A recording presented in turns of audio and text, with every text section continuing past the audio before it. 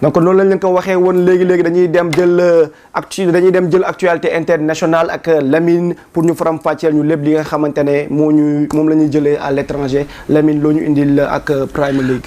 so dañuy jël avion bi Dakar destination Angleterre. ñu dem fekk Ismaïla Sarr ku wax Angleterre muy maanaam Premier League. Ismaïla Sarr moom moo amoon rencontre Ismaïla Sarr et ses coéquipiers.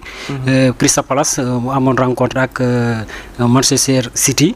Franchement, c'était un match qui était bien démarré pour notre international Ismaïla Sarr. Mais au finish, on a vu que Crystal Palace a finalement craqué sur un Manchester City très puissant qui a pu mener sur le score de 5 buts à 2. 5 buts à 2. Donc loolu leer na loolu Lamine résumé léegi Grand Diop dégg nga résumé Lamine bi noo gisee tey défaitu Crystal Palace bi nga xamante ne moom moo mëne woon 2 buts à 0 après ñu remonté ko te on a vu Crystal Palace début saison bi da doon nekk di tenir tête ak équipe yu mag yi mais maintenant on voit depuis quelque temps mi ngi perdre ay points. waaw mi ngi perdre ay points man je dirais pas défaite au Crystal Palace je dirais juste la victoire de Manchester City. Parce que Manchester City dafa commencer am benn prise de conscience bu ñu def xam ni les quatre cadors qui sont devant ne sont pas intouchables. Ils ont une place à prendre. Ils peuvent même finir 3e. S'il cravache dur mën nañ dem ba 3e puisque boo gisee écart de points yi mën nañ dem ba 3e. déjà génnee na tëb nañ Chelsea ndax Chelsea dafa match nul. donc ñoom ils sont focus ci raay yi nekk seen kanam. ñu ñëw nag changer philosophie de jeu bàyyi strict back bi ñu doon def ak kick and rush bi léegi ils jouent en bloc très serré et avancé. Ce qui leur permet de faire bouger Marmoush. Alan n'est pas là. Avec Alan, tu as une attaque statique. Même s'il se déplace, c'est une attaque statique. Je ne dis pas un joueur statique, je dis une attaque statique. Mais avec Marmoush, si un joueur qui dag les lignes, tu as plus de chances d'avoir des appels en profondeur. Donc maintenant, les Ismaïla Sarr, Crystal Palace, le nous cravaché, c'était dans le boxing et après Boxing Day. Foofu la ñu ramasser pratiquement leur point ak seen joueur bi Mateta je pense Mateta voilà pour cause de blessure moom moo réveillé waat voilà mais man je jox ma woon Crystal Palace benn standing de position bi face à City bi nga xamante ni dañu am benn regain de revanche bu ñuy jël ci yeneen équipe yi nekk seen kanam. bu ñu jël ci yeneen équipe yu nekk seen kanam donc loolu la Diop wax léegi Fati noo gisee tey Crystal Palace mëne ba pare après Manchester City ñëw remonter ko 5 buts à 2. Très bien, pour rejoindre le grand bi wax. Donc c'est pour dire que équipe bi football ak City équipe possession la. C'est la première des choses bi nga xamante ni war ngeen ko mën a xam équipe bu nga xamante ni day yor bal équipe la bi nga xam ne li si ëpp day jafe contrer. mën nga ko mënee score mais li si ëpp dès l'instant que ñoom ñu ngi am cette force de pouvoir maintenir le ballon de pouvoir maintenir le jeu de pouvoir faire circuler le ballon. Donc day nekk équipe bi nga xamante day dangereuse pendant 90 minutes. Donc de ce fait, ce qui veut dire que même pour mener au score par 2 buts d'avance ou 3 buts d'avance, à tout moment, on a le jelly. Et c'est ce qui s'est passé contre Crystal Palace. Et surtout que nous savons nettement que les joueurs de City ont une très bonne maîtrise technique individuelle et collective. Et par conséquent, si tu as City et que tu as des failles, tu peux utiliser à bon escient. Et City l'a fait contre Crystal Palace. Tu peux utiliser à bon escient. Aussi, je pense que c'est phase de transition.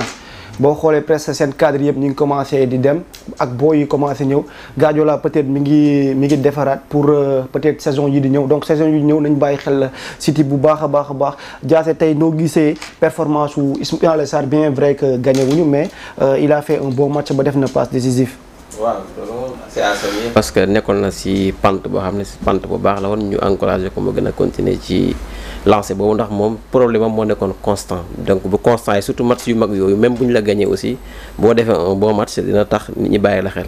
bu ñu ñëwaatee si City aussi match bi lu muy wane day révélé ñaari équipe yoo xam ne bokkuñu standing bokkuñu niveau bokkuñu lu ñuy xeex. Crystal Palace quoi qu'on puisse dire au début de la saison da doon lutter pour se maintenir et il est à la 11e place donc xam nañ ne presque le maintien est assuré peut-être relâchement mun na am City nag day xeex parce que City place bi mu nekk je pense anomalie la xaaruñ ko fi woon début saison bi ñëpp dañu foogoon ne City day nekk champion ou bien muy xeex boobu période bi pour nekk champion en Angleterre léegi nag day xeex pour qualifier à la Ligue des Champions donc match bi sprint final lañ toll équipe yu mag yi nag dañuy tollu foo xam ne bu ñu tolloo si sprint final pour ñu perte ay points day métti ndax dafa am dañ koy liggéey si début de saison bi ak joueurs yi ñu am aussi moo tax match bi demee nu mu demee ndax boo seetloo début saison bi c'était la même chose mais sauf que 2-2 lañu mujjee def Crystal Palace dafa ñëw mëne que 2-0 mu remonté ko mais 2-2 mais cette fois-ci parce que City dafa am lu muy séentu ci kanam bugg a nekk européen donc il doit cravacher fort parce que ça sera inadmissible Manchester City bañ a qualifier Ligue des Champions saison bi di ñëw te dafa seere ci kanam Liverpool déjà ñu bari jàpp nañ ne presque il est champion mais des na des places à prendre pour la qualification directe en Ligue des Champions même si cette année jàpp nañ ne Angleterre dina am 5 places mais mieux vaut être 4e ou 3e pour s'assurer d'être en Ligue des Champions xëy na mën na déterminer aussi détermination City bu mu am ba renverser match bi ba mu ñu ko gagner 5 buts à 2 5 buts à 2 donc Diop li Diassé wax léegi foofu laay rebondir noo gisee tey Ismaïla Sarr en club il est performant en équipe nationale boo xoolee dafa mel ni carrière dafa nekk en dents de scie ak tey arrivé Assane Diao est-ce que tey place Ismaïla Sarr n'est pas menacée? Bon, Ismaïla depuis ses débuts à part les jeunes catégories à l'équipe nationale moi je pense qu'il n'a montré aucune constance.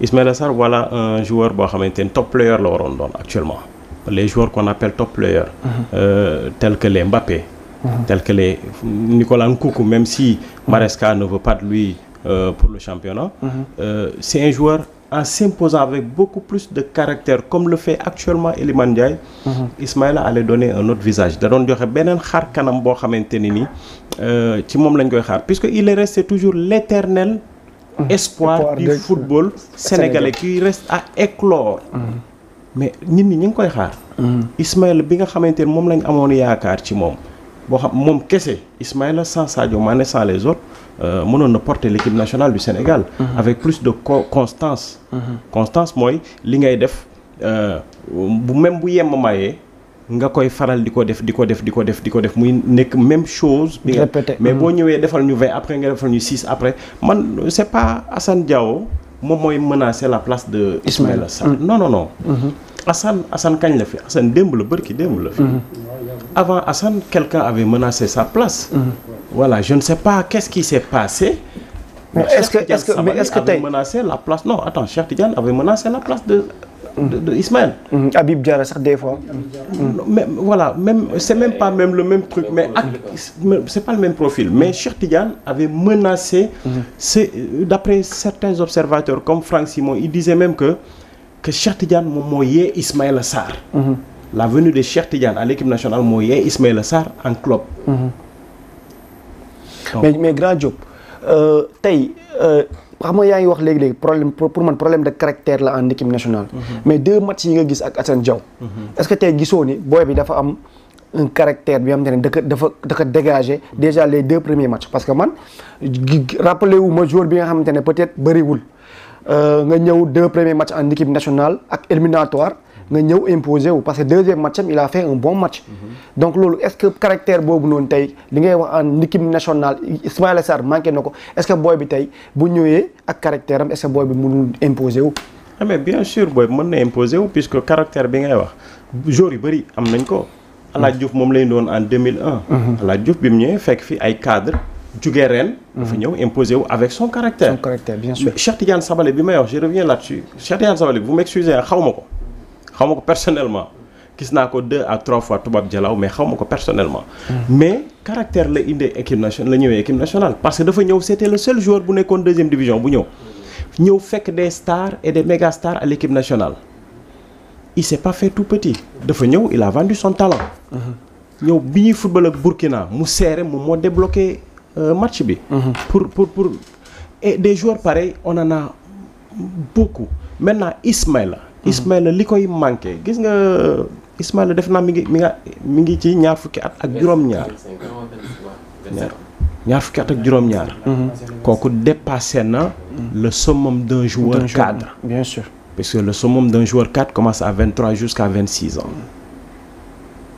Ismaïla kenn mënatu ko rectifier il a eu la chance dem na fu nekk ay Watford Metz Rennes Marseille dellu siwaat am na ñeneen ñoo xamante ni pour ñu abale la dañ lay abale pour nga dem abbi caractère pour nga dem abbi leneen ci beneen dëkk beneen genre de football boo ñëwee mu mën a déteindre ci yow moom abal yi ñu koy abal bu ñëwee gisuñu dara lu muy apporter lu muy changer ci jeu am. Ismaïla sa pointe de vitesse est énorme. Ismaïla des 2 pieds il peut t'éliminer. Ismaïla il est fort physiquement. mais kañ ngeen gëj a gis Ismaïla 1 contre 1 mu dindi la. tout en ne pas s'appuyer sur ses partenaires bien sûr donc foofu noonu. lii wane ne Ismaïla Sarr pour man dafa régressé. comme Ismaïla Sarr fu mu jaar du ren. regardez jour profil yi Ismaïla Sarr yi jaar ren Rafinha la. où est Rafinha actuellement. mu ngi Barcelone léegi grand joueur la bu ñuy cité les grands joueurs au monde di nga ko cité. keneen kan la Doku anamu. mu ngi cité c'est même profil la ren la jaar. ñu jënd ko mu dem ñu def progression intégrer les grands clubs Ismaïla Sarr noonu la waroon trajectoire boobu la jëloon. c'est caractère bi ñuy wax nag bi mu manqué moo ko tere intégrer les grands clubs parce que amoon na chance bi yoroon na talent bi. mais caractère bi moo desoon léegi il doit travailler sur caractère am aussi parce que footballeur aussi caractère la bu ñu la joxee ci chance jëloo ko. sa morom daa ñëw jël ko nga dem toog. donc loolu leer na petit résumé foofu noonu balaa ñu dem ci Everton Ismaïla Sarr bi nga xamante ne man je pense contre Brésil laa gëj a gis Ismaïla Sarr def benn match bu baax depuis boobu ba léegi Ismaïla Sarr noo gisee en équipe nationale tey comme nuñ ko waxee booy xool ay notam en équipe nationale c'est médiocre lu waral loolu aussi. Déjà man je pense que sànq yaa ngi ko doon jéem a comparer ak Assane Diao. je pense que entre Ismaïla Sarr ak Assane Diao comparaison waru fa am. non comparé wu ma donc xam la laa bëggoon ça veut dire que tey caractère bi booy bi ñëwee d'un coup 2 matchs ma gis booy bi am si moom caractère par rapport ak Ismaïla Sarr bi nga xamante ne à chaque fois mooy éternel espoir bi nga xamante ne moom la ñu wax léegi. exactement on est sur la même lancée. donc loolu li ko waral je pense que déjà ku mel ni Assane Diao.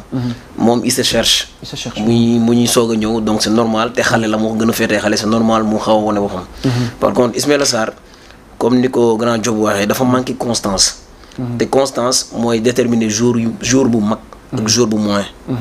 donc tey moom loolu tey par exemple yenn jours yi ñu mel ne ñoom Rafinha ñoom Doku et consort li tax ba ñu egg ci club yu mag yi. c'est parce que ci sama xalaat bu gàtt c'est des jours qui sont constants. te la constance d'un joueur d'un attaquant n'est rien d'autre que le fait d'enchaîner des matchs et de pouvoir être au top et surtout de pouvoir marquer des buts.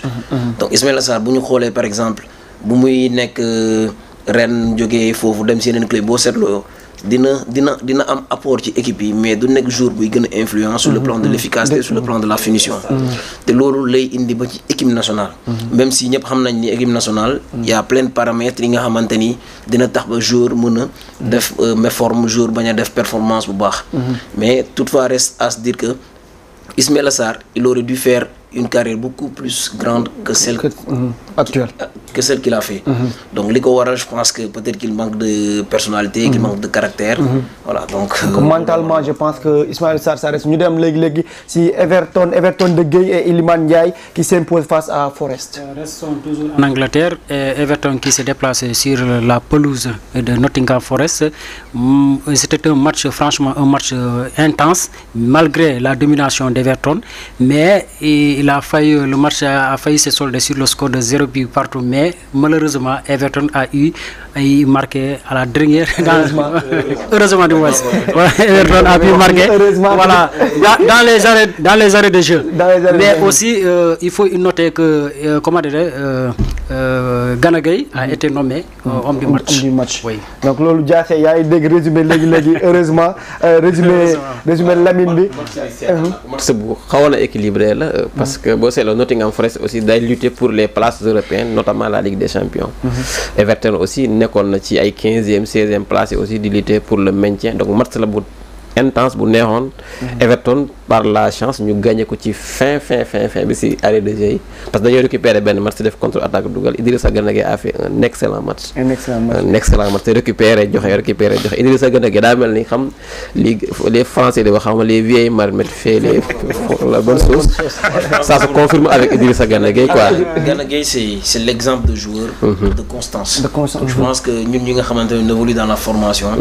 S'il y a un joueur sénégalais qu'on devrait citer aux jeunes pour qu'ils puissent le suivre à travers la constance, à travers la belle carrière qu'il a fait. Certes, il n'a pas joué au Real Madrid, il n'a pas joué à... Mais il a joué au Paris Saint-Germain. Mais il a joué au Paris Saint-Germain. Et à un certain moment, il prétendait pouvoir jouer au Real Madrid il a et le niveau au de Barça. ses clubs. Il a le Il y avait le niveau. Certes, peut-être que par malchance, il n'a pas pu jouer dans ses clubs. Mais li ñu mën a retenir mooy que c'est un exemple de constance. Parce que le football de haut niveau, li si gën a jafe mooy constance. Si on a un joueur comme Idrissa Gana Gueye, bien entendu, tout comme Sadio Mané, qui ont été constants dans leur carrière, te mu nekk li nga xamante ne lu jafe la. Donc c'est des exemples. Voilà, c'est des exemples, c'est des modèles pour nos jeunes sénégalais, les joueurs sénégalais, les joueurs africains de façon générale, pour que ñu mën ko xamee noonu tamit. donc moom c'est un milieu de terrain bi am te ne ak a mën a football Lamine milieu de terrain lañ noonu la mënee football. C'est le même profil hein? Non si football noonu nañu milieu de terrain la milieu de terrain bu mën a football simple. Très simple du perte bal bi aussi. noo gisee gars yi comme seen résumé bi ñu def que Idrissa Gana Gueye toujours solide derrière am ci benn constance bi nga xam ne malgré son âge depuis boobu ba léegi constance bi ñu doon wax léegi ci ay Ismaïla Sarr moom mi ngi ci depuis boobu ba léegi muy en équipe nationale comme en club lan mooy waral loolu mentalement Idrissa Gana Gueye luy waral loolu. Bon Idrissa Gana Gueye nitu fulla la quoi. nitu fulla la ku am fulla la ku xam li mu bëgg la. coach wax na ko léegi nee na ñoom ñu nekk ci formation bi bu ñuy wane un joueur joxe exemple d'un joueur constant dañ koy wane moom dans la tanière man je dirais que man bu ma doon wane un joueur professionnel dans la tanière Idrissa Gana Gueye laay wane professionnel à chaque fois ñu décrier ko bu ñëwee il fait mentir à ses détracteurs est-ce que xam ngeen Idrissa Gana Gueye moo mag équipe nationale ci ay kayit yi ñuy bind kayit moo ci mag am na fanweeri at ak juróom benn bientôt mais doo ko gis mooy joueur bi nga xamante ne dans les 5 grands championnats il a fait plus de tacles parmi les milieux de terrain plus de tacles Réussi dans la récupération. maa ngi dégg benn journaliste bon pas journaliste quoi un observateur anglais mu ne àdduna bu doon ñeenti xaaj ñett yi boo ko ndox mi jëlee beneen bi ñeenteel bi Idrissa Gana Gueye moo koy couvrir. Tellement il est constant. Idrissa Gana Gueye c'est le patron de Everton. C'est leur patron, c'est le socle du jeu de l'Everton. Ablaye Doucouré boo gisee ñu koy bàyyi box muy avancer c'est parce que on a une certitude derrière. Bien sûr bu certitude amul le jeu ne pourra pas se développer devant. gis na Paris defoon nañu erreur yaa ngi fàttaliku ki Idrissa Gana Gueye bu mu tàkkalee Mbappé entraînement gars yi ñëw def ko fi benn toole yuuxu et cetera moo taxit après bu mu demee gis nga depuis boobu ba léegi gis nga jour pour man jour 70% mental la bopp la moom loolu la gagné gars yi muy ay Sadio Mané muy ay Idrissa Gana Gueye doo gisee tey Iliman Ndiaye progression moom tamit depuis ba mu ñëwee Everton ba léegi récemment am na blessure mais dafa ñëw jël responsabilité am ñëw dóor penalty. macha allah ma seet démb rek dégg naa la presse française ñuy def focus sur Iliman Ndiaye boo xam ne ñëwoon na Marseille réussir dem dellu Angleterre encore di flamber ñu ne quel est maanaam lan moo ko bloqué quoi par rapport à mu ñëw France fi nga xam ne club de cœur am la Marseille performant dem en Angleterre di fa performer loolu nag ñoom ñoo ko xam peut-être ñoom français yi nga xam ne ñoom dañoo yóbbu français yi dañoo yóbbu suul naanaa ñoom benn match oui c'est ça surtout Marseille ñoom defal benn match rek bu bon rek entraîneur bu fa ko amul parce que Idrissa Gana Gueye daloon na ko France benn match bu baax ngay def beneen match français yi lynché la suul la teg la ko de côté mais wax naa ko Iliman Ndiaye techniquement pour man Sénégal fu mu toll nii gisuma joueur bu ko gën a technique en Afrique sax laa wax c'est un joueur très technique boo xam ne football bu mu yor bëriwul profil joueur di ko yor léegi techniquement il est bon te boo ko football loo numéro 10 mu joué la ko lu leer boo ko joué loo de côté mu football la lu leer donc li ñu koy ñaanal li ma waxoon fii keroog rek mooy blessure yi bàyyi ko bu ñu ko bàyyee sur la même ñi ma dégg ñuy wax nee nañ c'est quelqu'un qui peut intégrer Arsenal facilement. Arsenal dafa mel ne. waaw parce que si benn presse français laa ko dégg démb la ñu koy def ñu ne il paraît que Arsenal ñu ko ci te ñoom gis nañ ne bu fa nekkee. dina c'est quelqu'un qui peut apporter à Arsenal mais Arsenal aussi dina ko apporter loo xam ne dina jëriñ Sénégal je pense. dina jëriñ Sénégal coach noo gisee tey comme ni ñu ko waxee léegi Iliman Ndiaye nekk un joueur bi nga xamante ne day casser les lignes un joueur bi nga xamante ne tey récemment ñu ngi si koy wax. équipe nationale des fois les derniers passes boo xoolee bu ñu dugalul coup de pied arrêté ay cafouillage bi ñuy dugal donc Iliman Ndiaye tey noo gisee à Everton mu demoon Marseille comme ni ko Diassa waxee def choix du cœur malheureusement ça n'a pas été mu ñëwaat en Angleterre comme ni mu ko defee woon en deuxième division ñëw imposé wu waat. Iliman Ndiaye su fekkente ni y a un joueur dans cette équipe nationale du Sénégal bi nga xamante ni sur le plan technique bi nga xamante ni képp koo xam football doo am xel ñaar si moom mooy Iliman Ndiaye. parce que Iliman Ndiaye jàpp naa ni il a le niveau de pouvoir jouer dans tous les clubs au monde. moom maanaam techniquement il est prêt tactiquement il est prêt. léegi peut-être li nga xamante ni parfois lu moo ko mën a freiner peut-être ci carrière am mën naa jàpp ni peut-être blessure yi lay nekk. te gis nañ ni en club man jàpp naa ne Iliman Ndiaye il est beaucoup plus performant en club qu'en équipe nationale. li ko waral mën na nekk ay paramètres yu bëri. tout le monde sait qu'en équipe nationale peut-être que le système de jeu en club n'est pas le même qu'en équipe nationale. Peut-être que l'environnement n'est pas le même. Peut-être que les voilà liberté de jeu muy am en club du ko am en équipe nationale. Donc je pense que tey suñu staff équipe nationale. bu ñu amee joueurs yu mel ni Iliman Ndiaye. ñoom lu ñu war a def mooy na mettre en place ay stratégies yi nga xamante ne dina leen mettre à l'aise parce que Iliman Ndiaye kenn du ko am. di xalaat di ko teg ci biti. te kenn du ko am tamit di def say plan de jeu. sans pour autant tenir en compte li nga xamante ni moom il sera à l'aise dans ce système. Donc nañu fexee def en sorte que li nga xamante ni Iliman Ndiaye pour man Iliman Ndiaye vrai potentiel am. indee ko carrément équipe nationale Sénégal. te war nañu ko mën a indil. Je pense que l'absence de Iliman Ndiaye. surtout que dans la plupart du temps on joue face à des équipes yi nga xam dañuy defal ay bloc bas. te ay bloc bas ça demande parfois des joueurs qui sont bons techniquement. qui peuvent faufiler et ñu dribbler gars yi dem dugali. te moom am na potentiel boobu am na qualité technique yooyu noonu. Diop donc loolu leer na balaa ñuy dem ci Chelsea noo gisee Iliman Ndiaye bi nga xamante ne comme ni ko Diassé ak Fati waxee léegi Iliman Ndiaye l'autre jour man ak yow dañuy waxtaan. nga ne ma Sadio Mané dañ ko war a réinventé waat moom ma ko wax. mu ne ma Sadio Mané dañ ko war a réinventé waat léegi valeur intrinsèque bi nekk en équipe nationale. tey comme li ko kii waxee léegi Iliman Ndiaye doo ko am.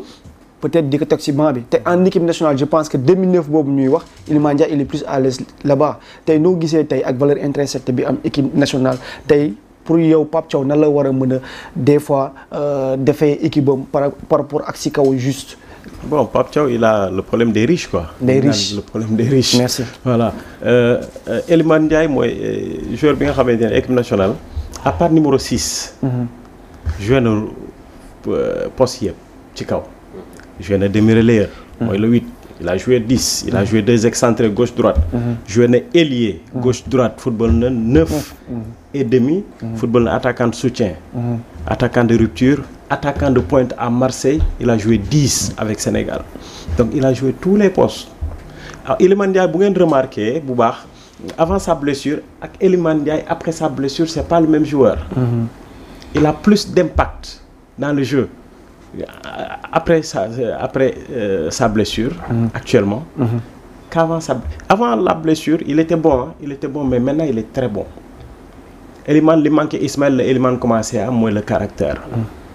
ñëpp xam nañ ni les anglais les british du ma ne anglais les britanniques dañu réew. moom la Habib Beye di wax nee na boo mënul yuux mën a xulli bët mënoo ko ci versaires yi. tu te fais tout petit tu joues plus.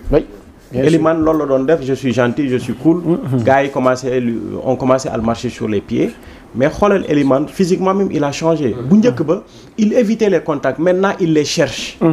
comme li coach wax quand on joue contre des équipes qui font le bloc bas. indi seen bus ak le minibus teg ci ginnaaw kaay. t'as besoin de quoi des joueurs techniques. Ouais. qui vont au charbon avec la balle au pied. soit tu as deux choses on élimine ou bien on se fait descendre. Quand on élimine, on a la supériorité numérique. Quand on se fait descendre, on a des fautes. Nous apporter des balles arrêtées. Maintenant, voilà. Ce que Pape Thiaw a comme problème, ce qu'il a comme problème, il a moins que solution. Le problème, c'est une solution. Parce que vous faites qu'il y a quel que soit luxus bi nga mën a def. même boo doon Guardiola ñeent rek nga mën a teg des joueurs offensifs. parce que tu as besoin d'équilibrer l'équipe. Sinon équipe bi day déséquilibré wu. donc qu'est-ce que tu as Assane Diao tu as Nicolas Jackson qui est actuellement l'un des meilleurs attaquants actuellement en Europe. si la ñuy ñëw léegi si kanam. l'un des meilleurs actuellement. s'il marque pas il te fait marquer. parce que il fait déménager tout l'axe à chaque fois que les gens s'arrêtent les acides lactiques bougent. Il est très bon Nicolas nga am Assane Diao coach wax na ko. il est day ñëw ku bees la bëgg am lu muy wane mais moom ak ñeneen ñi nga xamante ni dañoo beesoon ñëw doon wane ku mel ni Diao Baldé Keita bokkul. moom il a un talent inné et un talent insolent. dafa am un talent insolent boo xam ne c'est inné mais insolent. comme ay Zlatan Ibrahimovic ni ñu meloon. moom noonu la mel. am na technique bi xam na ko parce que wax nañ ko.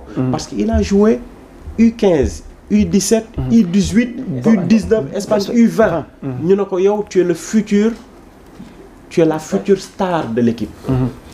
mu xaar convocation dégg ko bruit de couloir ñëw ne ko duñ la woo mu préféré mais xool ko Comme ak Fabregas xoolal comment il pèse dans le jeu bi mu ñëwee équipe nationale bu fekkoon ni c'était un gosse comme booy yi nekk fii bu ñëwee buñ ko dugalee.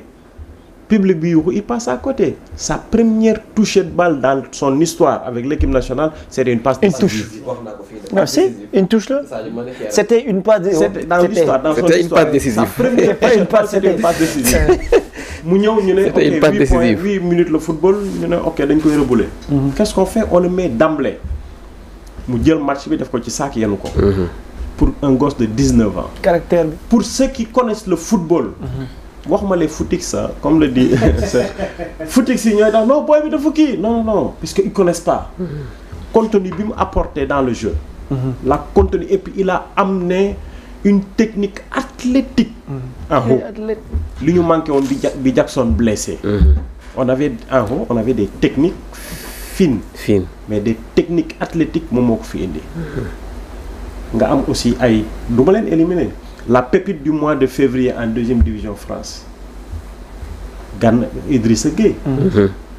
Un très bon joueur. Un joueur de repli, un joueur de pivot qui joue dos au but. Il n'a que 18 ans. ci kayit yi di def ngan di match nga am Sabali. am Boulaye am Habib.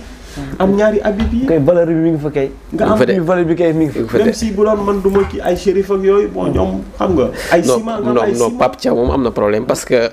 blessure yi amoon na. dañuy ñëwaat ci ciment léegi ñëw ci Nicolas Jackson. keroog dañ doon évaluer ñu xool on est à 78 joueurs de haut niveau. 78. Nigéria fait 130 millions d'habitants ñun on fait 18 millions. on a plus de professionnels que. donc c'est grave quoi. donc Pape Thiaw. du nelaw. donc ñu def léegi Chelsea ak Nicolas Jackson et Chelsea évite le pire face à Ipswich. Voilà comment dire Jackson avec ses coéquipiers de Chelsea ont pu éviter le pire sur sa pelouse menée à la pause par FC Town. 2 buts, voilà, Suisse, 2-0 à la pause, mais Chelsea a pu surmonter, revenir, égaliser sur le score à la fin du match, sur le score 2 buts partout. Donc 2 buts partout, ils ont comme Nicolas Lamine résumé, ils ont nous guissé Chelsea début de saison, avec rotation bi Maresca doon def mu doon réussir. En ce moment ñu am problème boobu noonu lan moo ko waral.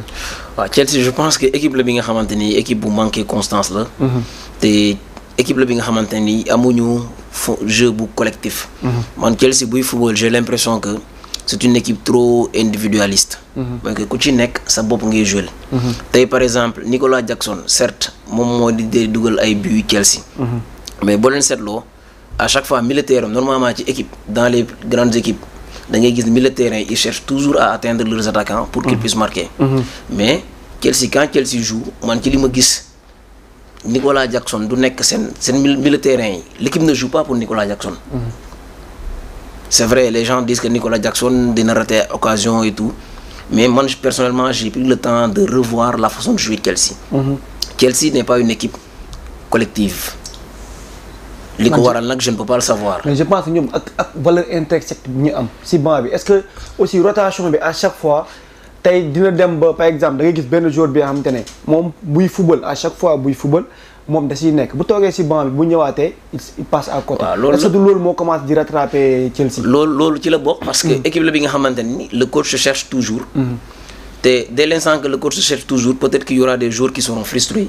te ñenn ñi bu ñu frustré peut-être que loolu mooy am impact ci match yi ci biir ni ñuy jouer match yi. parce que tey joueur bi nga xamante ne il se cherche buy football ce serait très difficile qu'il ait une réflexion ou une pensée collective. mooy que moom day ñëw rek yaakaar ni moom moo nar a ñëw. régler problème yi léegi ci biir régler problème boobu noonu. day fàtte moromam yi.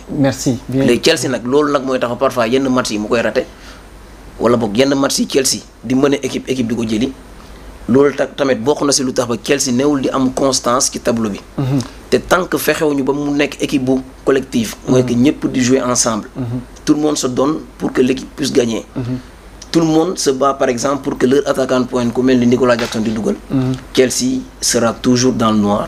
sera toujours dans le noir donc coach lu mu wax leer na Diassé noo gisee tey Chelsea bi nga xamante ne depuis un moment dafay bàyyi ay points yi nga xamante ne dañuy jàll ak Nicolas Jackson bi nga xamante ne est-ce que du moom mooy en ce moment l'homme providentiel de Chelsea.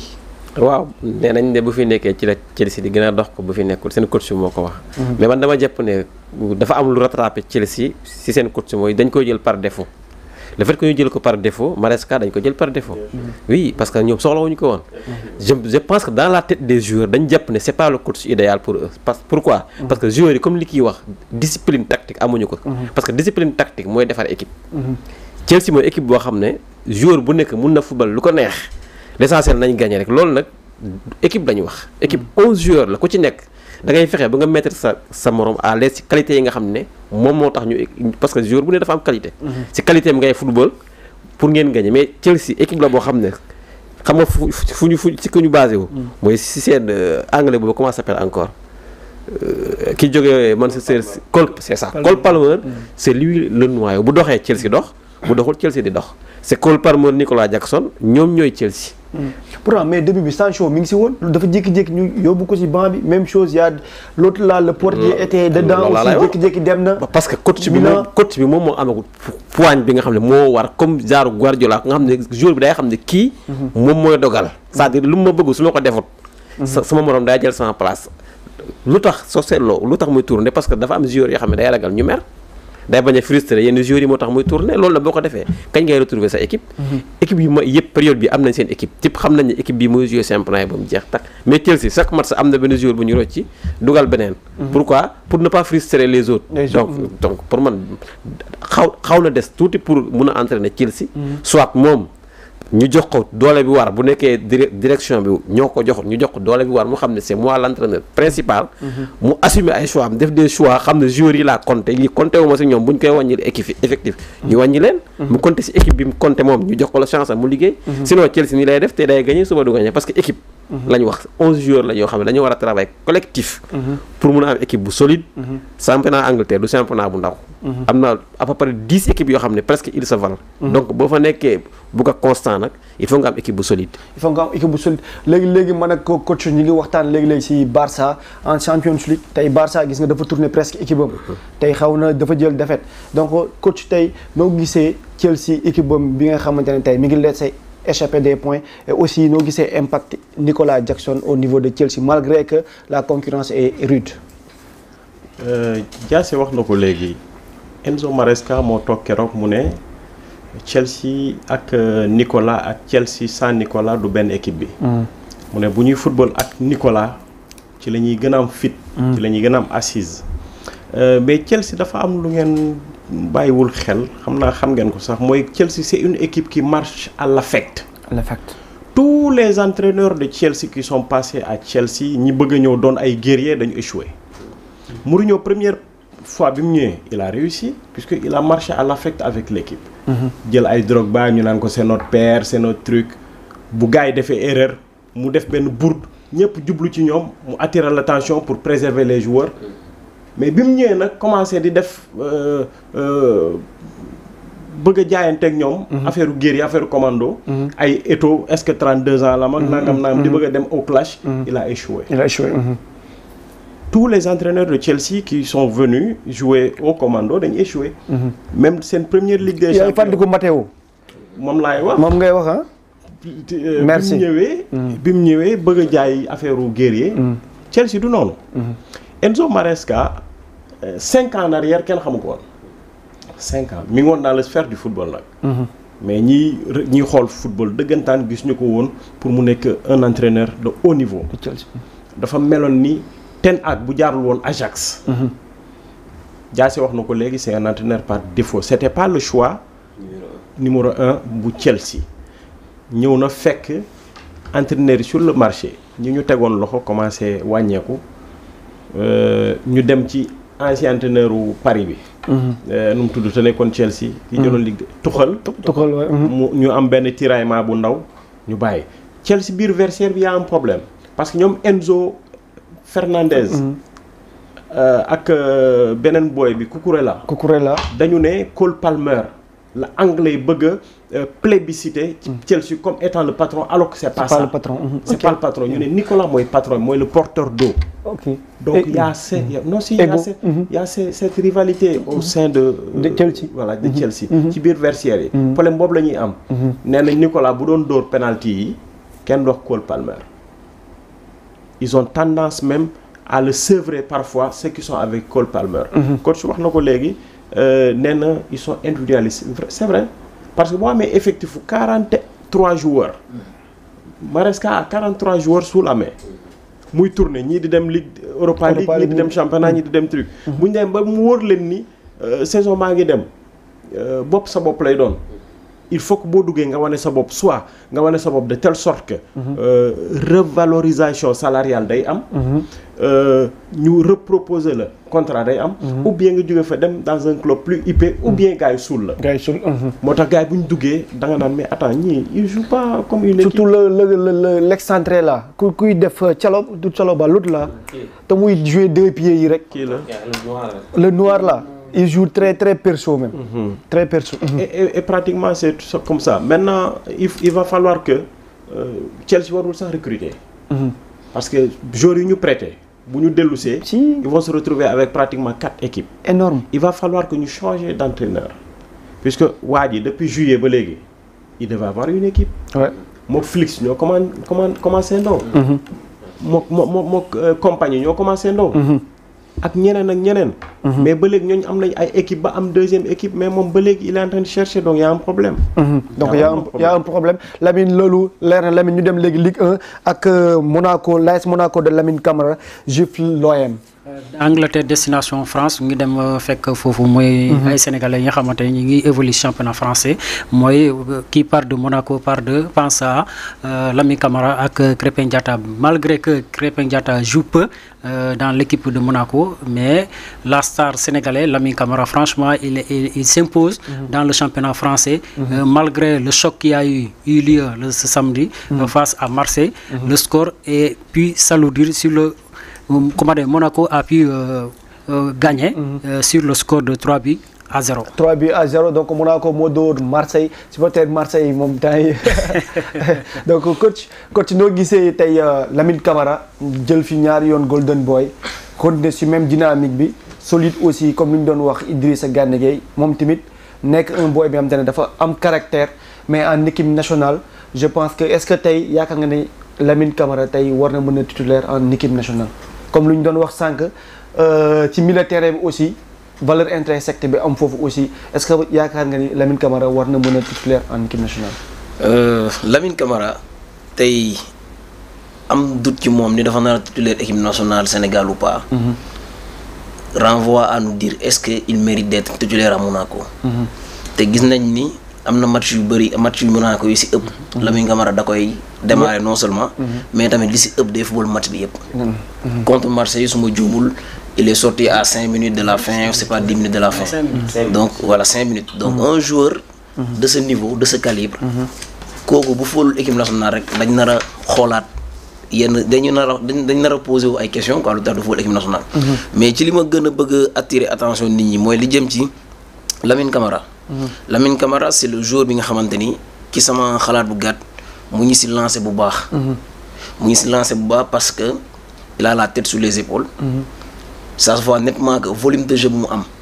ak performance mi def ci match bi ça se voit nettement que c'est un travailleur. Bien sûr. te mu ñu am constance ci match muy joué. donc moom tamit lu ñu koy ñaanal mooy que mu yàlla musal ko ci. blessure. bu blessé wul moom waxuma la sax ay Golden Boy sax Lamine Camara il va remporter d'autres trophées au niveau continental et voire au niveau international aussi. Parce qu'il a plein de potentiel. Et sur le plan technico-tactique, on n'a rien à lui reprocher parce qu'il est très bon. Et vraiment, dans le cadre du jeu, il est trop collectif dans le jeu. Tu sens nettement que Mom, il est généreux dans l'effort. Il joue pour l'équipe, il joue pour que son équipe gagne. Voilà. Donc, un joueur de ce calibre, de ce niveau, li ñu mën a def mooy que nañ ko jéem a xool ni ñu koy protéger ñun tamit. su ma waxee ñun ni ñu koy protéger mooy maanaam la presse sénégalaise. nañ xool ni ñu koy protéger nañ xool nan lañ koy jàppale. ba fu mu bëgg a egg incha allah mu mun fa egg. donc loolu coach leer na Lamine ñëw def choix def le bon choix parce que équipe yu bëri ñi ko doon topp en Angleterre équipe yu bëri topp nag mais mu toogaat pour imposer wu à Monaco noo gisee tey Diop dynamique bi Lamine Camara nekk depuis le début de la saison.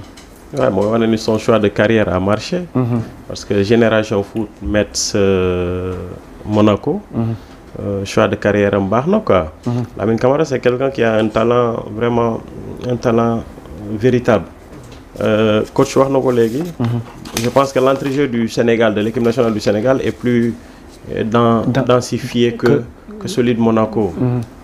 Sénégal, ñi fa nekk ci milieu terrain bi, pratiquement ils sont 9. boo jëlee Habib. xam nga jël Pape Gueye. Gana Gueye jël Gana des fois Nampalis xam nga jël Pape Matar Sarr Elimane Ndiaye. tu as 9 ñoo xamante ne nii saa boo ci choisir 3. ils te font le bon boulot. mais parmi les 3. c'est difficile ñu jël 2 et que 3e bi du doon Lamine. Voilà, même malgré son âge, on a vu la CAN, lors de la CAN, qui fut sa première compétition internationale. Quand il est venu, il a éliminé la compétition. Voilà, de par sa vision de jeu, de par son intelligence, de par son sens de jeu sans ballon. Lamine, il est intéressant. Vous savez, du football. ak bal bi loolu yomb na ci les footix dañ koy xam. dañ naan kii mën na football na appelé dugal na passe na mais observateurs yi les techniciens comme les Diassé les coachs.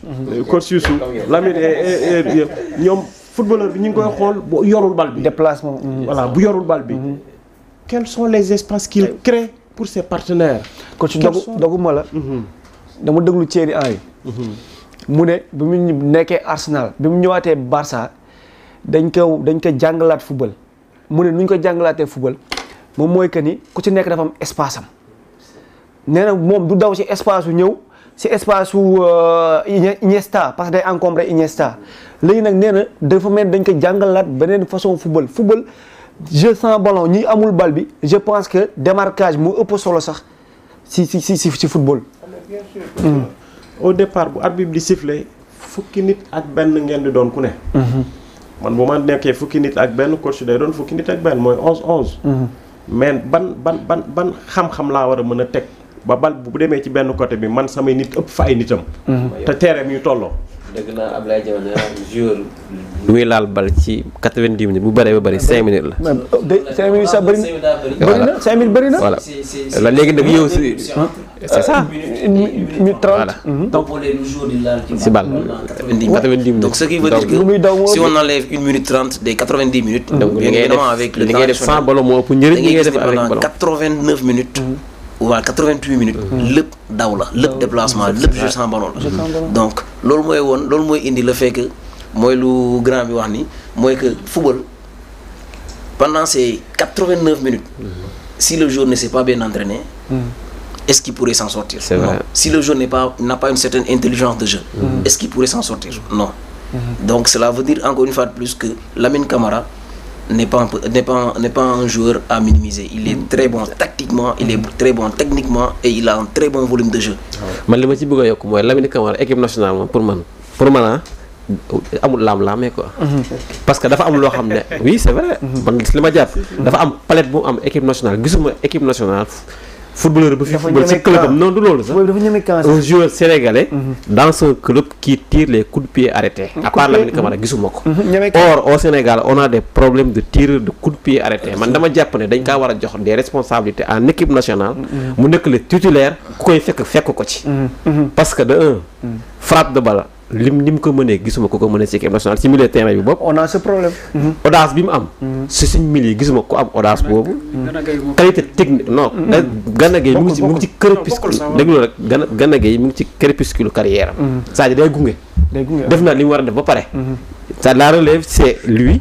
Pape Matar Sarr, Pape Gueye plus keneen bu feeñaatee parce que football aussi mën nga découvrir yeneen jeunes talents ci au fur et à mesure ñu avance mais lui il a des choses que ñeneen yi amut mooy coup de pied arrêté il le tire très bien or que ñun dañu am problème pour tirer coup de pied arrêté loolu nag pour mun di ko def il faut mu nekk ci équipe bi nañ ko jox les clés de l'équipe au milieu de terrain ku koy gunge ko man coup de pied arrêté yooyu muy wax man je pense que Diassé lu mu wax dëgg la parce que man bu ma rappelé Pape Khouli Diop Henri Saivet laa gisoon les derniers yi nga xamante ne au moins il se débrouille ñu dem si Abdallah Sima léegi Abdallah Sima buteur avec Brest tenu en échec par Saint-Étienne. Ouais, tenu en échec par Saint-Étienne, Abdallah Sima a pu marquer permettant à son équipe à gagner des points malgré le match nul face à Saint-Étienne. Face à Saint-Étienne Diop Sima depuis ba mu ñëwee Brest ba léegi li ñu doon wax constance bi mu nekk mi ngi dugal ba récemment dañ leen rejoindre saa yu ñu dugalee ñu rejoindre leen ba dafa mujj xaw a frustré wu sax noo gisee Sima ak tey boo ko doon conseillé nga newoon par exemple agent am tey loo ko doon wax tey mu dem ban club wala ban championnat. Bon Sima bu ma doon agent war ko conseiller. conseil bi son déplacement day dépendre ci positionnement wu Brest. bu Brest amee une bonne position à la fin du championnat dama ko naan na rester. pour faire de l'apprentissage puisque je pense que ci kayit yi mi ngi am ñaar fukki at ak ñett ci kayit yi loolu la ñu wax. mais liñ naan day dugal lépp fukki but la dugal. juróom-ñaar en championnat ñett en Ligue des champions. liñ naan day dugal lépp 10 buts la am. toute compétition confondue la. 10 buts pour un attaquant pointe. waaw pour un attaquant pointe. qui vraiment doit porter l'équipe moom il a des choses à apprendre. lenn moo ma neex ci moom. C'est un attaquant boo xamante ni à chaque fois qu'il se désaxe c'est un attaquant axial mais quand il se désaxe il devient plus dangereux. dafa mën dos au but aussi. moom laa wax. quand il se désaxe il devient un attaquant plus dangereux donc boo ko doon conseillé daal bu fekkee ne Brest nekk na ci position bu baax. war a génn Ligue des champions wala Europa League dama ko naan na rester Brest une année de plus mais n'oubliez pas aussi que il est en prêt. fële la jóge Brighton ñoo ko moom amale nañ ko ñetti yoon. dem na fi Celtic de Glasgow dugal fa 16 taxul ñu woo ko. dem na équipe bële avant Celtic dugal fa tam 16 buts il a fait 2 années successives boo xamante ne année bu nekk dañ ko 16 taxul ñu woo ko Brighton nee nañ ñoragul parce que moom il est victime de son âge puisque Brighton dañ naan 22 23 ans la am il a le temps de mûrir fii ak 25 ans ñu récupérer un joueur mature. mais est-ce que.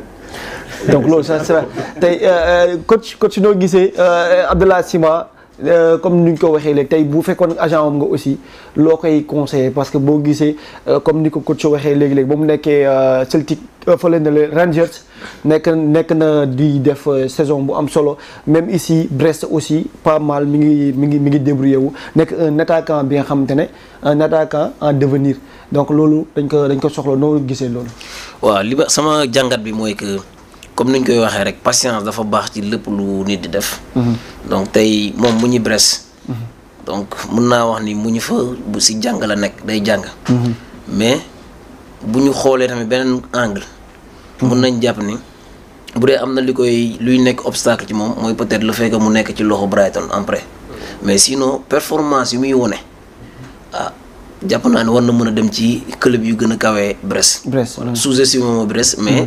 tey amaana bu demoon ci club yi nga xamante ni nit ñi dañ leen di dégg dañ leen di gën a seetaan. voilà parce que Brest c'est vrai Ligue 1 la nekk France. mais nekkul club yi nga xamante ni par exemple nga ko dëkkale ak benn Man U benn Arsenal wala benn Barcelone. donc tey bu ma newoon agent am peut-être que dinaa ko xool nan laay liggéeyantee situation de telle sorte que ce que mu mën a am benn club bu gën a kawee Brest quoi parce que lu ñuy xaar ci attaquant mu ñu koy def voilà leneen sama beneen souci bi mooy que mu ñu performer en club mais bu ñëwee équipe nationale Sénégal du football voilà loolu tamit nekk na li nga xamante ni man personnellement damay ci remettre en question je me demande pourquoi de le fait que du football mais je pense que na continuer patience rek continuer liggéey rek continuer di performer en club son heure va arriver et il va jouer inchallah. Il va jouer donc loolu en équipe nationale li ko coach waxee léegi il va jouer Diassé si Abdallah Sima ce petit résumé balaa ñuy dem ak très bon attaquant man jàpp naa ne mun na dem Brest parce que Brest boo gisee ñu koy able di ko ablewaat parce que damay fàtte turu attaquant ki nekkoon Arsenal te mu nekk fa léegi il vieillit. mooy l'ancien attaquant d'Arsenal qui est à Brighton damay kooku noonu je pense que pour moom moo tax ñu denc Abdoulaye Sima je pense que ren saison bu jeexee bu demee Brighton il peut avoir quelque chose parce que am na fa place. joueur moom gis ñuy évoluer au plus haut niveau quoi bien sûr il peut bu ñu ko joxee chance am parce que joueur aussi demal ci course bu la gëm. boo demee te gëmul la aussi bu la parce que bala nga naan naam da nga faa nekk terrain bi bala nga fay wane daay fekk nga dugg ci biir. bu ñu ko joxee chance am à Brighton il peut faire quelque chose. il peut faire quelque chose en Angleterre donc Lamine ñu ngi lay nuyu di la ziar di la wax gafe gi bëri woon na. loolu moom da ngay jël avion bi destination Dakar. Dakar championnat suñu championnat bi ñëw suñu championnat. actu national léegi ak Diassé ñu dem léegi à la régie Diassé indil ñu faram-fàcceel ñu lépp luy actualité nationale.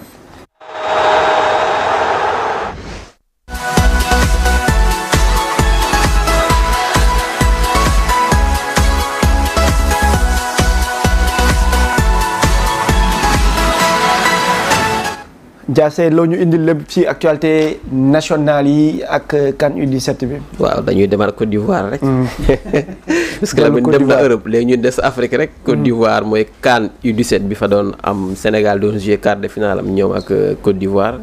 ñu mujjee éliminer Sénégal après match nul 0 bi partout ñu dem tiro bi Sénégal ñàkk ci kanam Côte d'Ivoire 5-3 comme ni ko mag ñi defee woon ci CAN bi. ndaw yi aussi ñëw. gars yi waaw répété wu. muy match boo xam ne je pense que Sénégal mënoon na ko gagné avant ñu yegg ci tiro bi ndax à quelques 5 minutes de la fin Côte d'Ivoire amoon na expulsion mooy carton rouge xale yi am fa occasion yu franc mais malheureusement mooy maalu football sénégalais mooy efficacité bi moo manqué woon ba tax ñu éliminer leen daal ñu mujjee yem ci quart de finale qualifié en même temps aussi pour la coupe du monde qualifié pour la coupe du monde Grand Diop noo gisee ban lecture ngay def ci élimination wu Sénégal CAN U17 te pourtant demoon nañ ñoom ñoo nekkoon parmi les favoris ils étaient bien partis. Bon, li taxoon ñu doon favoriser juste parce que dañoo nekk te nag titre. Finalement la Côte d'Ivoire aussi a été éliminée par le Maroc aujourd'hui. Tiro bi. li yóbbu Sénégal favori mooy juste parce que Serigne Saliou Dia avait remporté la coupe. Du parcours bu ñu wan. boo seetaanee yaa ngi may seetaan dans mes émissions. Bien sûr. maa ngi koy wax. Dans l'histoire du football sénégalais de toutes nos jeunes catégories qui se qualifient c'est la plus faible. Ouais, bien sûr. Maintenant ceux qui sont qualifiés en quart de finale wax naa ko ci émission bi nee naa leen parmi les 8 qualifiés le Sénégal et la Zambie sont les 2 plus faibles et l'histoire m'a donné raison. mënuma comprendre un tenant du titre ngay football ak une équipe comme la Tunisie qui joue avec une défense plate t'as eu 1500 occasions mënoo ci concrétiser benn. te même équipe bi même nation bi laa bëgg a wax. Le Sénégal bu ngeen fàttali ko moo dóor IFOA Mali moo dóor Mali en IFOA U17 en même catégorie Mali deux joueurs la changé ci 23 yi bi ñu leen di indi ñun su ma la waxee ñaata lañ changé rek ma naan non c'est pas vrai donc y a un problème. Est-ce que le problème IRM bi aussi test IRM bi aussi parfois xam nga U17 yi aussi loolu aussi day. non je sais boo yële c'était certifié. booy football en IFOA bi. di dóor Mali c'était certifié c'était des U17 maintenant dañuy remembrer l'équipe remembrer pourquoi bon y a pas de souci moi je vois que y a un problème de constance dans l'équipe à part le match contre la Côte d'Ivoire Sénégal joue benn match boo xamante ne nii dafa am emprise ci jeu bi. Gambie daf ko bàyyi ak bal bi Gambie football Somalie. ah non d'accord man nag. match yi ma gis seetaan moom Sénégal mu am position xam nga lu nekkul le problème c'était efficacité je pense. mais en matière de jeu moom. gis naa si ñoom jeu boo xam ne bal bi moom dañ ko doon dawal. mais dugal moom loolu moom c'était le mal de l'équipe nationale ci yi ma gis man. ci match yi ma seetaan. xam nga une équipe comme le Sénégal standing équipe nationale bi. boo ko naree natt ci Gambie Somalie tu te perds. Somalie bu ko Bisport jàppoon da koy door 6 Bisport U17 bu ko jàppoon 6 la. parce que ñoom tamit équipe macha allah équipe U16 bu garaaw la je pense que Gambie 6 la door Somalie 6-1 wala 6 la koy door. Donc cette même Somalie Sénégal a eu un problème pour battre cette même Somalie. Et pour déclencher l'ouverture du score, il a fallu un penalty. Un penalty. Deuxième but, c'est fin. Il n'y a pas une identité de jeu. L'équipe nationale U17 n'avait pas d'identité de jeu. Identité de jeu ne veut pas dire non. Identité de jeu, moi, si nous changeons le maillot, boy, football, solal rouge, tout rouge. Qu'est-ce que nous disons Sénégal? Barça. Merci beaucoup. C'est ça qu'on appelle, c'est ça que j'appelle une identité. Daguma la coach Diop. Mais Lolo aussi, est-ce que c'est pas l'équipe U17 c'est l'ensemble des équipes du Sénégal. Xam Diop daguma ko de. Zidane. Récemment loolu la Barcelone boo gisee seen waxuma la U6. noonu la ñuy footballé. ba si kaw. C'est ça. même morphologie la. ñoom ñëpp dafa mel ne comme nit buy dox di dem ñanam. da ngay xam ne ni ñii nii la ñuy footballé. Real amul loolu. Donc même si en équipe nationale boo gisee arabe yi di football arabe yi dañu am seen ay identité de jeu. da ngay xam ne ñii sont les arabes créés nag. C'est des maghrébins. lu tax loolu.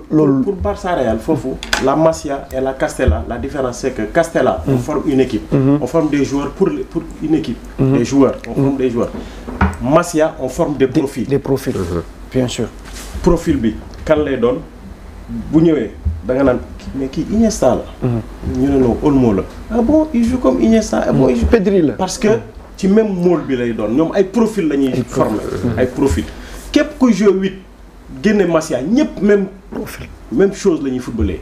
képp kuy football 6 génne Masia ñiy football 6 yëpp depuis l'histoire de Johan Cruyff bi mu ko créé ba léegi. même chose la ñuy footballé. les latéraux même chose les axes centraux même chose. les ailiers même chose parce que c'est des meules. dañuy meule nit ki. dugal la ci. bu dee Castella nag mooy Real loolu c'est l'équipe. entraîneur bu ñëwee philosophie la indi ñële nag cahier de charge lañ fiy fekk. dañ naan ok nii la ñuy former mën nga ko nga ne waaw ñee nag dañ naan entraîneur bi indi sa connaissance nga former. moo tax. c'est pas pareil. du bokk. Maintenant gis nga li nga ni manque de constance dans le jeu à l'équipe nationale. Mais on a vu le U17 de Serigne Saliou Dia dañuy football tu es content da ngay kontaan ñoom Amara Diouf bi ñuy football da ngay football dañuy kontaan. C'était plus. ñoom Lamine Camara bi ñuy football da ngay kontaan. Si. Mais ma posé la question est-ce que Japonais aussi ñooñu seen jeu était beaucoup plus direct que équipe bi. waaw xam nga jeu day toll foo xam ne la verticalité. C'est pour éliminer l'adversaire quand ils sont englobés dans le milieu du terrain. moo tax ñu indi verticalité mooy jouer tout droit. dañ fa nekk di kii nii. mooy ce que Bayern fait parfois bu ñu nee nii nga kii dañuy. Réal vitesse de reconversion offensive bu gaaw. puisque il faut que des arrières centraux soient très précis au pied. ndax un Piqué wala un Kobarski. bu taxaw ci ginnaaw à 80 mètres pour relancer le ballon sur. L'attaquant de pointe et que muy ñëw ci moom il faut des joueurs très précis. moo gën a jafe.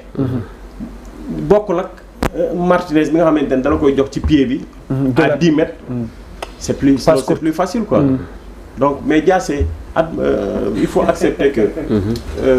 bu équipe U17 2 ans en arrière bi ñëwaatoon ñoom Serigne Fallou Diouf bu ñu ñëwoon. Ils allaient te faire 7 matchs 7 victoires. léegi dama ne la ñoom lan lañ ëppale ñu ëppale équipe bi quoi. Qu'est-ce qui manque ñële lan lañu amoon te ñi amuñu ko. Déjà ñële dañ doon dugal. Première chose. Déjà amoon nañ un leader. Déjà ñooñu dañ amoon leader. Merci beaucoup le leader c'était un joueur offensif. Ici le leader c'est un milieu relayeur. Bokkul. Donc c'est pas pareil. Donc loolu lépp day déteindre ci équipe bi. foofu ak ce qu'il faut retenir coach aussi ma yokkal la ci question. genre compétition yi lan lay def ci jour ci suite carrière ban impact la ci am nga ci mënee kii wale. ak quelle est la part du coach. responsabilité coach bi aussi ci. ok waaw coach waa nga laaj la. coach déjà yoon na U16. voilà parce que am na ñuy blâmer coach bi aussi nee na il était très minimaliste contre la Côte d'Ivoire ba ñu amee rouge quoi. non moi je pense que. Football moom dafa yaatu te comme football Sénégal rek du ñu waxee ne nag y a 18 millions de Sénégalais y a 18 millions de coachs mais li ci ëpp solo mooy que man damay def analyse d'un technicien voilà même pas analyse d'un supporter ou bien d'un amateur ce qu'il faut retenir c'est que le talent c'est bien mais la maturité c'est mieux tey quand on regarde le match du Sénégal contre la Côte d'Ivoire on voit nettement que le Sénégal jouait pour peut-être jouer pour jouer alors que la Côte d'Ivoire jouait pour gagner. Vous allez me dire que le score a été un score nul et vierge 0-0 mais boo xoolee Côte d'Ivoire même jusqu'au tir au but on sentait cette rage de vouloir gagner ce match. Bien sûr. loolu nag nekkul li nga xamante ni. waaw léegi nu on ñuy doit jàngatee l'indexer. tiro bi J'arrive. waaw dafa am lu ma bëgg a laaj. man dama am lu ma seetlu ñun bu ñu dem tiro bi. Sénégal bu ñu dem tiro bi. joueurs yi nekkoon si banc bi dañ doon jooy. waaw je reviens c'est ce qui revient à ce que je viens de dire. loolu man moo gisee ça c'est manque de maturité. mais gisoo góol bi te affaire bi commencé gul c'est sax manque de maturité, au moment où loolu. Côte d'Ivoire ñoom ñu ngi peaufiner ñoom comment ils vont faire suñu joueurs yi ñoom ñu ngi jooy. waaw c'est un manque de maturité. loolu nekkul li nga xamante ne dañ ko nar a indexer coach bi nekkul li nga xam dañ ko nar a indexer joueurs yi. parce que n'oubliez pas c'est des jeunes de 17 ans. donc mais les Ivoiriens aussi c'est des jeunes de 17 ans. c'est des jeunes de 17 ans ce qu'il faut retenir de cela mooy que man jàpp naa ni des jeunes de 17 ans qui jouent le fait de perdre n'est pas un drame. c'est le fait de ne pas en apprendre qui serait grave. parce que c'est des jeunes de 17 ans. donc compte tenu de ça man li ma gis mooy que tey par exemple vous voulez comparer les deux générations la génération de Amara Diouf et la génération de cette année moi je pense que la seule différence c'est pas au niveau du talent la seule différence c'est au niveau de la maturité. te comme grand Diop nu saa yooyu wax ci biir waxam mu ñu wax ci papier yi. ci papier yi. loolu wax bu gàtt la mais wax bu xóot la. kon yow yaay seetlu dem naa wax bu gàtt la mais wax bu xóot la ci papier yi. ñii man jàpp naa ne ñii génération bii nii. il manque pas de talent. il y a le talent qui est là. le coach Pape Ibrahima Faye il a fait ce qu'il devrait faire. maturité. et il avait tout le temps moi je le suivais de loin. il y avait tout le temps un certain mot qui faisait avancer. Il disait tout le temps que lui c'est un formateur, c'est un éducateur. Et je pense qu'il a raison. Il a raison.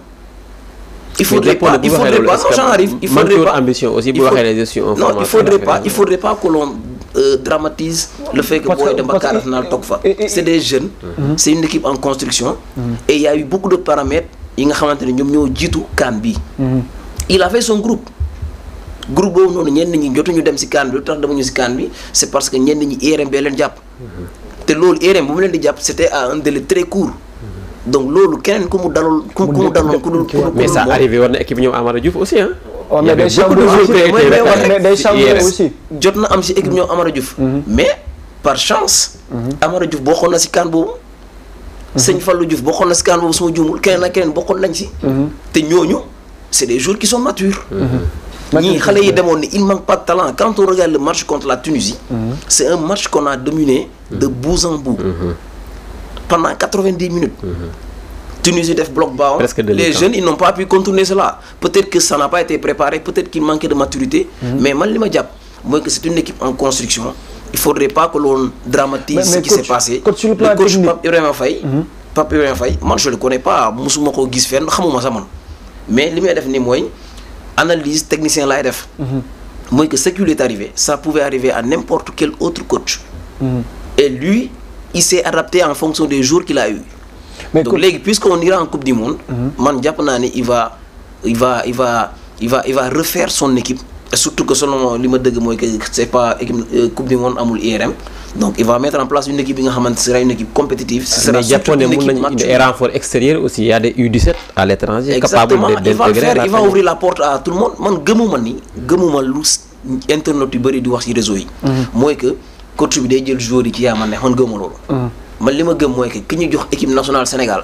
mu leer na ni yow tu as l'obligation de faire un résultat même si avec les U17 c'est moins accentué c'est beaucoup plus c'est pas aussi nekkul exigence nationale. jàpp ma ni coach boobu noonu dina jël joueur ci yaa ma neex man gëmuma loolu. en tout cas ci sama bopp man li jëm ci man laa koy xoolee. man du ma dugal ci terrain joueur bi nga xamante ni jàpp naa ni. performant wul jàpp naa ni du entraîner jàpp naa ni du ma apporter dara.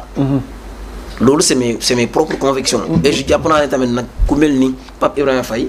ci même logique boobu la nekk. mais coach en tant que technicien noo gisee tey devant les buts tey maladresse yi boo gisee Jaraaf am na ko ba muy nekk kaaf lu tax joueurs africains yi des fois di am maladresse yooyu par rapport ak joueurs. surtout les joueurs sénégalais. très bonne question. loolu li ko waral.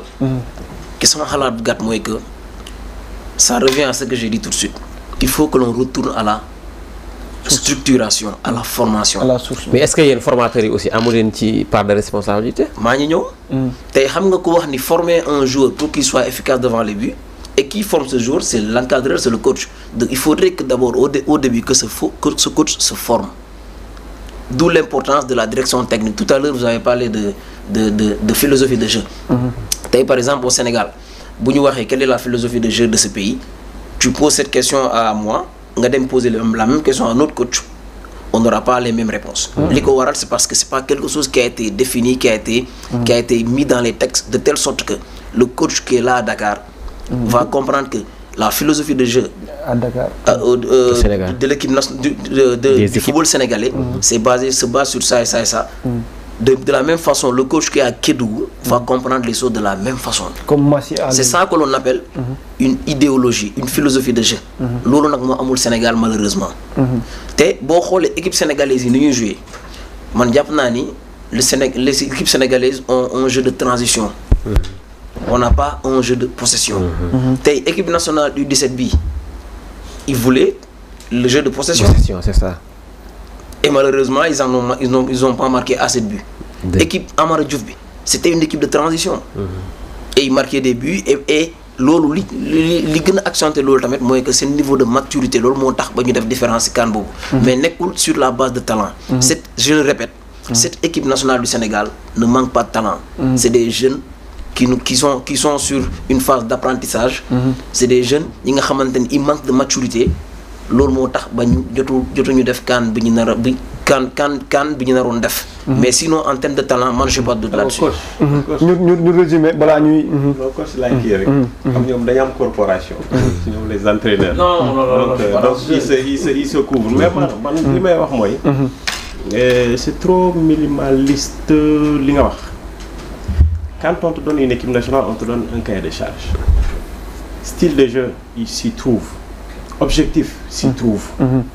Manière de jouer, puisque on ne peut pas voilà dina fay 1 million ou 2 millions pour nga jël un groupe de jeunes yoo xamante ne nii c'est pas tous les jours que nga leen di am sous la main. Tu as largement le temps de travailler là-dessus et que on te détermine pas le style de jeu.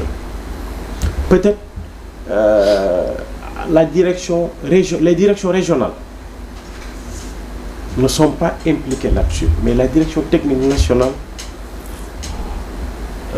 demande à ce que ces entraîneurs, tu as bien dit qu'un entraîneur doit se former, mais doit s'informer aussi.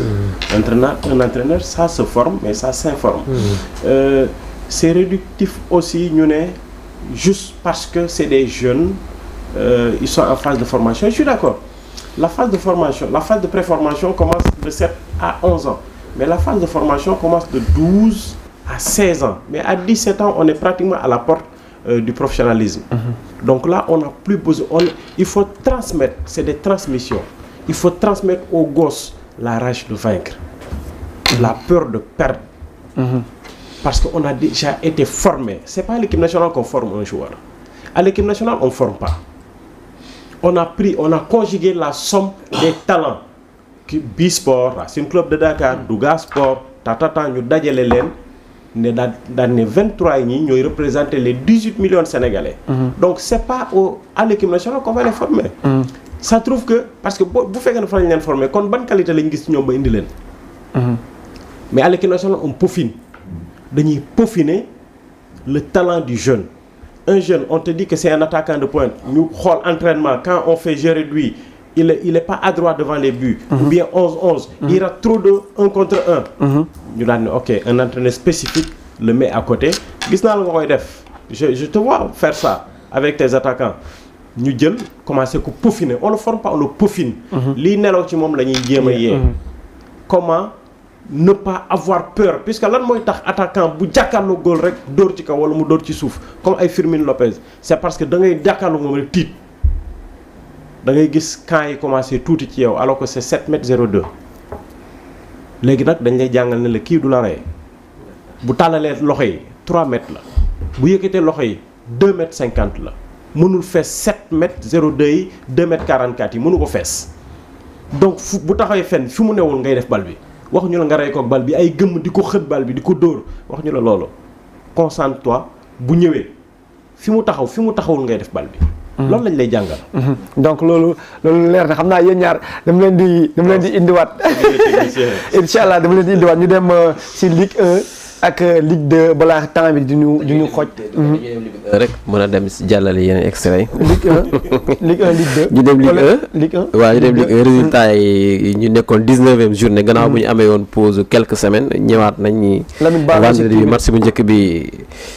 ma ne baal ma si Wokam dafa daan kii de HLM 1-0. ki nga xam ne mooy Oslo aussi dafa ñàkk ci kanamu AS Pikine 3-1. US Gorée dafa def match nul ci kanamu Sonacos mu ngi noonu ngeen seet AGEL aussi dafay daanu ci kanamu Jaraaf. Casa Sport dafa daanu ci kanamu Dakar Sacré-Cœur 1-0 aussi Linguère aussi def ni mel daan kii Teungueth FC 1-0 Walidane aussi daan kii di Jamono bu Fatick 1-0. match bi nag démb la woon à 16h mooy match diggante Guédiawaye ak Génération Foot. ñu jëm ci classement Ligue 1 bi Jaraaf profité ci occasion bi tax mu nekk moom kese ci boppu classement Ligue 1 mu ngi noonu. noonu beneen bi la bu Ligue 2 bi la classement Ligue 1 mooy beneen tableau bi Jaraaf moo nekk ci kaw moom voilà mu ngi noonu Jaraaf moo nekk ci kaw avec 36 points US Gorée nekk ci deuxième place bi avec 34 points troisième Walidane avec 34 points aussi boo ñëwee ci suuf 13e Casa Sport moo fa nekk avec 20 points 14e Oslo ak 19 points boo ñëwee bu 15e place bi. HLM moo fa nekk. waa Jamono bu Fatick ñoo nekk 16e position mu ngi noonu classement Ligue 1. donc ku si nekk dama leen di partager benn question foofu. Diop noo gisee Teungueth FC Teungueth est-ce que yaakaar nga tey dina mën a éviter relégation bi après cette nouvelle défaite. waaw bon yaakaar naa ni dinañ ko éviter parce que match yi leen dese ñoo gën a ñoom ci seen bopp c'est plus ci la gën a oyof ci ñoom que ñi seeni adversaire direct c'est-à-dire Casa Sport Oslo HLM ak Jamono ñi dese Teungueth ci Teungueth la gën a oyofee que ñoom match yi leen dese. Et je pense que Teungueth par expérience. Voilà, ils peuvent le faire quoi. Ils peuvent le faire par expérience.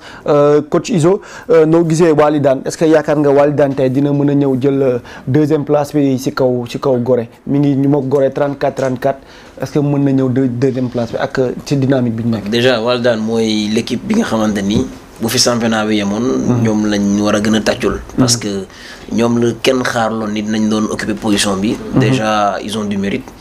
waaw leneen li mooy que nag à coup sûr peut-être que en début de saison ils s'étaient pas fixé l'objectif d'être champion du Sénégal. Peut-être qu'ils se sont fixés l'objectif d'être peut-être dans les 10 premiers. bu yàlla defee nag ñu ñëw ba tollu fii nii ils sont déjà 3e du championnat. Donc actuellement ils vont y croire peut-être que dans leur tête ils se disent que puisqu'ils sont à 2 points du premier. Voilà, 2 points du premier, ce n'est même pas un match. Donc ils vont tout faire pour peut-être remporter le championnat. Voilà. En tout cas, ils sont sur une très bonne lancée. Et j'espère tout de même qu'ils vont continuer cette lancée. Qu'ils vont continuer. Lamine, nous, c'est Casa Sport. Comme d'habitude, avancé où? Bon, en fait, Casa tourne autour de 13e. Mais le match, tout est serré. Tout peut se jouer mais man lu ma jàngat tuuti ci wàllu Casa Sport parce que moi j'ai appris que le Casa Sport des fois gars ñu bëri ñuy critiquer ñu ne seen recrutement moo baaxul d'abord. Le recrutement n'est pas bon parce que ñoom boo xoolee président bi ak entraîneur mooy le staff. gars yi dañuy préférer des fois dem Guinée dem Gambie recruter ay jeunes yoo xamante ne et puis dans le championnat comme le navétane. Le championnat amateur. Casa Sport bu nekk Casamance. ñu bëri am na ay jeunes yoo xamante ne très talentueux. yenn saa dañuy dem Gambie wala yeneen dëkk mais parfois il réussit à avoir de très bons joueurs dans ces pays là. mais ñu bëri ñu déplorer le fait que maanaam ñu bàyyi jeunes yi xamante ne. mais football aussi c'est la globalisation. lu tax Sénégal yi di jouer France. non c'est-à-dire maanaam dañu war a détecter muy maanaam jeune talent yi xamante ñu ngi jouer le championnat amateur ñoom foofu la ñu war a dem. et pourquoi pas les jeunes autres pays aussi c'est des jeunes tous c'est des jeunes footballeurs non c'est pas ça ne doit pas être un souci parce que le football est universel. Le football est partout. Donc en fait tey mën nañ dem jëli joueurs yi Guinée mën nañ dem Gambie.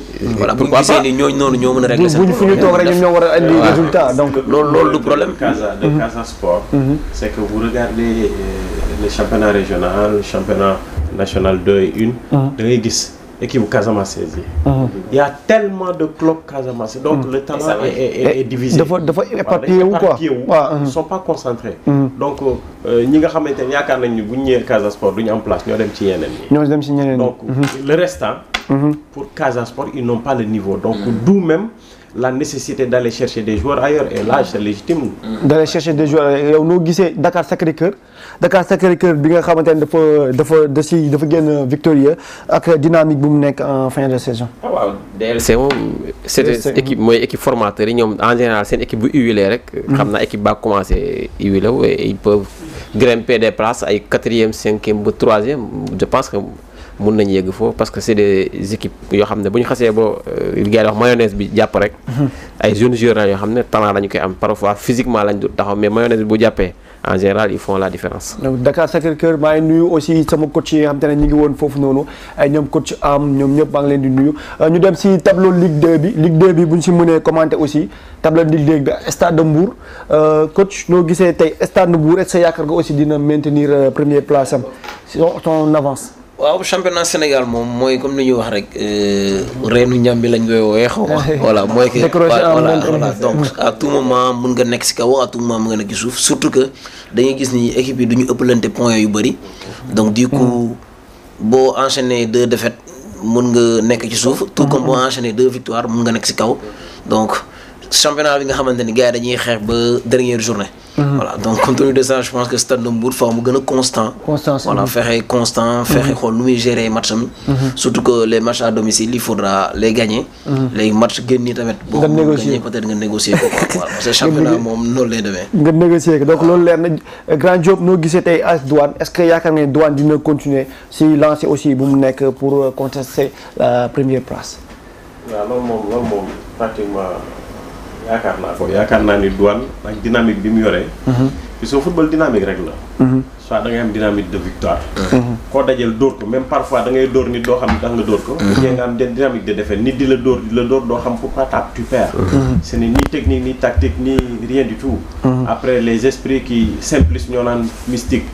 mais dynamique la rek Douane actuellement mi ngi ci dynamique bu baax a baax. comme ni ko coach ak Diassé waxee. football da ngay gagné yi nga xamante ni sa biir kër nga koy football. boo génnee nga bañ a ñàkk. nga négocier technicien wax nee na tout pour gagner les matchs à domicile et ne pas perdre les matchs à l'extérieur. Donc ne pas perdre veut dire gagner ou faire un match nul. Mais championnat bi demagul fenn Ligue 2. moog Ligue 1 ñoo yem. ak metti Ligue 2 33 points à prendre. pour les deux ligues 33 points 11 journées moo ci des. donc kenn éliminé gul. le premier le dernier. peut remonter jusqu'en haut. Voilà parce que ay 2 points boo xoolee 3 parties lay nekk. li ñu rawante mu voilà ñi nekk ci kaw du ñu rawante lu bëri ñi nekk ci digg bi du ñu rawante lu bëri ñi nekk ci suuf du ñu rawante lu bëri. donc Diassé lan nga ñuy indilaat ci cyclisme bi. waaw loolu ñu dem directement ci stade Amitié nga xam ne jox nañ remise des clés vendredi bi passé dañ ko doon rénover. waaye stade Amitié mooy stade Léopold Sédar Senghor boobu. waaw mais Amitié la woon. mooy Amitié. kon nag stade Léopold Sédar Senghor bi nga xam ne dañ ko daan defaraat partenariat ba xam ne diggante Sénégal ak Chine ñu ko doon defaraat ñu def remise de kele Amsatou Ba demoon na fi xam Amsatou Gànno demoon na fekkee ji ko ñu déglu élément bi. ba ñuy amal ab cérémonie ci teewaay délégation bu Chine. tey ji nag dama ñëwoon daal di ànd si ak samay collaborateurs ànd si fi tamit ak le mouvement sportif les acteurs culturels aussi pour mën a ñëw nangu daal di réceptionner caabi yi nga xamante ne mooy caabi stade Léopold Sédar Senghor bi. tey jii nag nekk benn ndaje bu am solo may ñëwaat ci partie chinoise bi di feddaliwaat suñu ngërëm di leen di wax ni itamit ñun ñu ngi fii fas yéene ànd ak ñoom daal di wéyal coopération bi nga xamante ne moom moo am ci diggante réewum Sénégal ak réewum Chine. stade Léopold Sédar Senghor ñu ngi ko tëjoon ci août ci atum 2022 ngir nag ñu daal di ko defaraat république populaire bu Chine daal di dugal loxoom ci biir projet ngir feddali engagement bu mu am ngir jàppale Sénégal. après plus de waaw ñu gis ni nag stade bi bañ ko sampee boobu ak léegi nag def na fanweeri at looloo tax nag ngir mun koo jox xarkanam bu bees gouvernement Chine bi daal di d'accord ngir investir ci projet bi ngir ñu defaraat stade Léopold Sédar Senghor. mu bokk ci projet yi nga xamante ne rek Chine moom la jot a réaliser fii ci biir Sénégal. ci bu ñu sukkandikoo ci biir jëwriñ nag biir rénovation dina tax ndaw yi di yëngu ci wàllum tàggat yaram nag daal di gën a sukkandiku waaye tamit nag ba tey war nañoo jug temb ngir daal di aar ak sàmm seeni moomeel. dañuy tukki di dem ci yeneen réew yi di gis la fa xew di gis ne que foofu stade boo dugg fa tabaarakalla macha allah dafay set wecc. ma bëgg nag lu rafet li nga xamante ne ñu ngi koy gis ci biti di ko gis ci bitim réew nañu jël lu rafet lool te fas yéene ko indi fii ci suñu biir rek.